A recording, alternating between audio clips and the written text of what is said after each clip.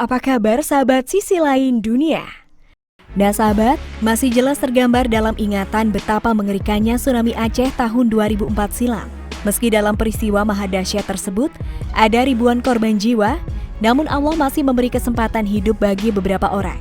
Salah satunya adalah nenek yang satu ini. Umi Kalsum masih tak percaya, ia bisa hidup saat gelombang tsunami meluluhlantakkan Aceh pada tahun 2004 silam. Ada banyak mukjizat Allah yang terjadi pada bencana alam dahsyat 17 tahun yang lalu itu. Umi Kalsum diketahui selamat usai ditolong ular raksasa.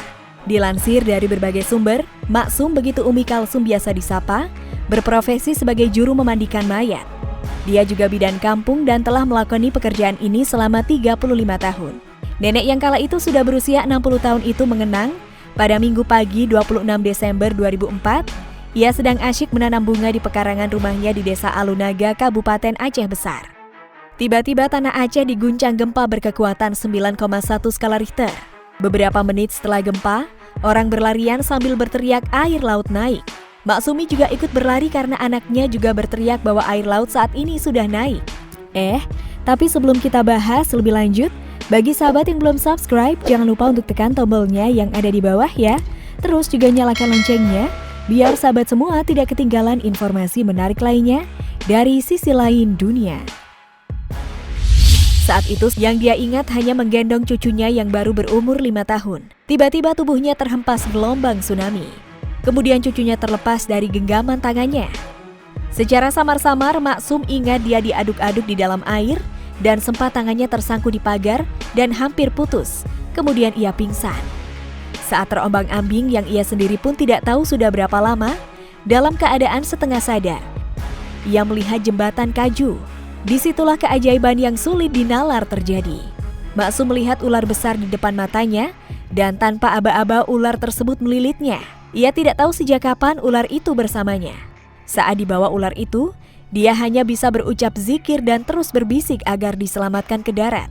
Namun menurut kesaksian warga yang ada di dekatnya pada waktu itu, banyak yang mengira kalau dia pasti mati karena akan dibawa ke tengah laut dan dilahap ular sebesar tiang listrik tersebut. Rumah Maksum berada kurang lebih 100 meter dari pinggiran pantai Kuala Alunaga. Dia sempat mengira ular tersebut hanyalah sebatang pohon pisang.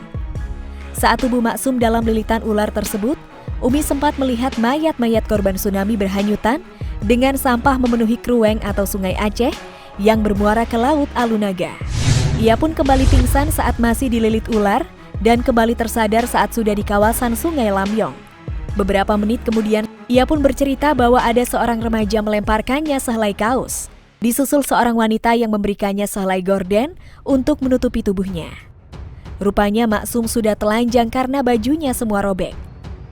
Hanya sisa kain di leher saja. Setelah Maksum menutupi tubuhnya, barulah datang 3 pemuda yang menurutnya merupakan relawan Palang Merah Indonesia. Namun ia sendiri tidak ingat lagi ketiga anak muda itu.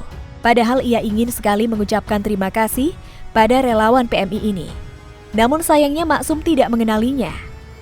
Lalu Maksum kembali berkisah saat dirinya diangkat oleh 3 relawan PMI ini. Secara perlahan-lahan ular yang melilit tubuhnya tadi langsung melepaskan dirinya dan lalu menghilang dalam sekejap ke dalam sungai. Meski bisa selamat, Maksum mengaku 30 sanak saudaranya meninggal dunia saat tsunami menghantam desanya itu. Ia pun hanya bisa mengagumi kuasa Allah atas peristiwa yang dialaminya tersebut. Nah, bagaimana kalau menurut pendapat kalian sahabat? Jangan lupa untuk berkomentar di bawah ini ya.